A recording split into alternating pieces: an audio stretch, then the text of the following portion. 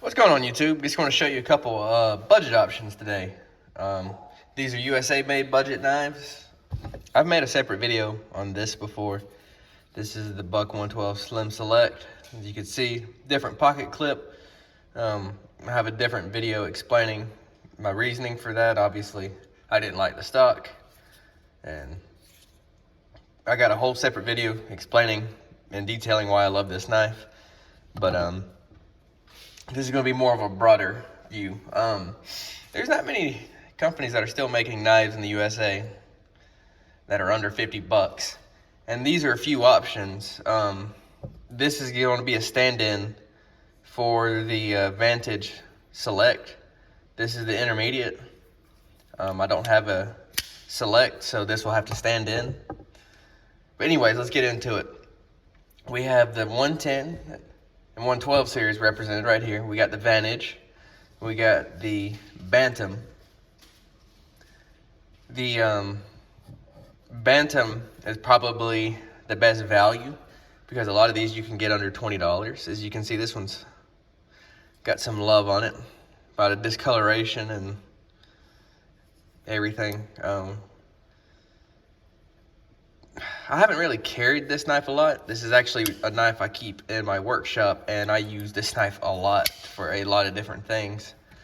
It's just such a good knife. And I have carried it. Don't get me wrong, I have carried it every day. But the good thing about these knives is you can get them for as little as 15 bucks for the 3-inch version, or $2.75, one of the two.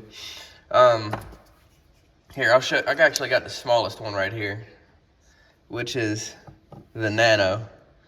So you got the Buck Bantam BHW or BBW, I can't remember. One of the two. But you got the Nano, and this is the largest. This has got a 3 3/4 inch blade. The other sizes, I believe, have a 3 1/4 and then a 2.75 inch blade. Maybe a little bit different, but that's kind of the gist of the series. They're great. You can get them as little as 15 bucks. You can get this one, I think, for under 30 still.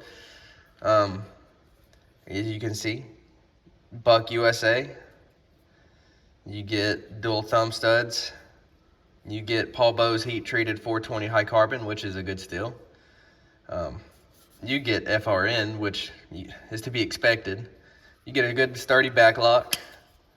And pocket clip's okay. This is the only way you can carry it, but for under $30 for a USA made knife, what can you expect? It's a dying category. And then you have a flipper that's kind of a flipper with the Vantage series. And these are offered in 3 tiers. You got the Select, and you got the intermediate one, which is this one. This is a discontinued one with the, I don't know if they still have 13C26 or not, but it still has the wood handles. The fancy ones have G10 and S35VN or S30V, can't remember. But the standard ones just come with the, the FRN and the 420 high carbon. I mean, these were a staple. When I first got into knives, these were kind of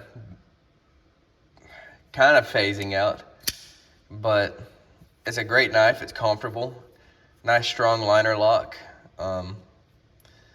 Said you can pick them up under $50, especially on the secondary market. You can really do good with these. It's a knife that's not going to let you down. It's comfortable to carry. You got a deep carry pocket clip. Really, when you think about it, it's got a lot to offer. I picked up this knife and a Spitfire, which I don't have on hand because those are pretty good knives, and I believe they still come in under $50. But I picked up this one and a Spitfire for 40 bucks on a Buck Knives page on Facebook. They're worth looking into. And then, obviously, like I said, I got a whole video about the greatness of this knife. The whole point of this video is that the Buck, it isn't the best in the world, and it is supremely outclassed by Chinese manufacturing nowadays, but Buck is still trying to make proper knives in the U.S. and they're good user knives. They're not going to impress anybody, but most people that know knives, that know older school knives, like a bunch of older guys, maybe they'll be impressed with Buck. A lot of these new guys won't, but it's a good knife. And they support their product, and they're worth checking out. I said there's not many USA-made options anymore when it comes to budget knives. So if you're looking for that, I mean, give them a look. It's worth checking out if you want to support your country and still carry a knife that ain't going to break the bank, one that you're not afraid to use.